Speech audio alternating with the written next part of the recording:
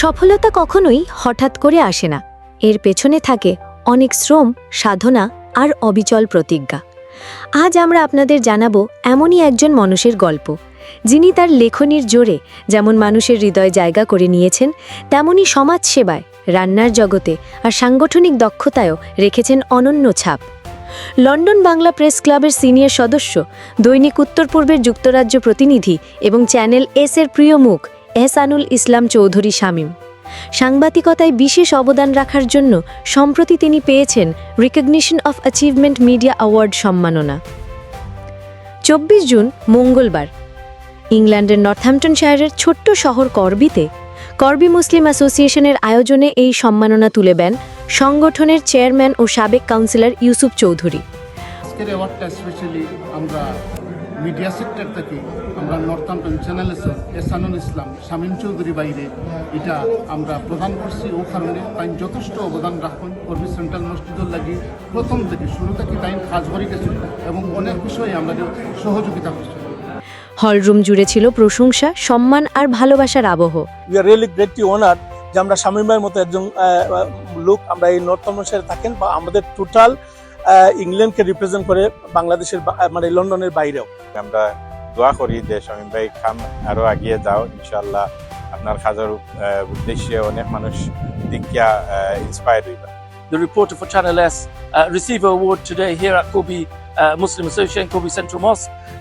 Shamim's contributed to the masjid, supported us in our fundraising efforts and our media coverage and the news. So thank you once again.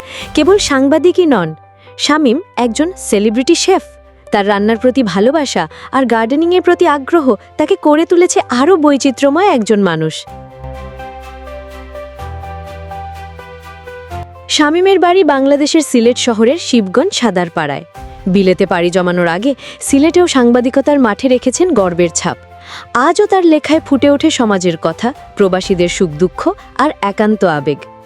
একজন আদর্শ সংগঠক, নিবেদিত প্রাণ সমাজসেবক আর শত ব্যস্ততার মাঝেও যিনি মানুষকে সময় দেন, তিনি আমাদেরই প্রিয় শামীম ভাই। এই সম্মাননা শুধু তার একার নয়, এটি প্রবাসী সাংবাদিকদের প্রেরণা, তরুণ প্রজন্মের জন্য উদাহরণ আর আমাদের সকলের গর্ব। এই সম্মাননা আমার জন্য বিশেষ তাৎপর্যপূর্ণ। এটি আমার কাজের প্রতি দায়িত্ববোধ আরো বাড়িয়ে দিল। আমি দীর্ঘ ৩০ বছর ধরে সাংবাদিকতার পেশা নিয়োজিত। ভালো রিপোর্ট করার তাগিদ থাকে সবসময়, ভালো রিপোর্টের পেছনে লেগে থাকার মানসিকতা থাকে, যে কারণে কখনো ভালো হয়। যে কোনো পুরস্কার পাওয়া আনন্দের ও গর্বের।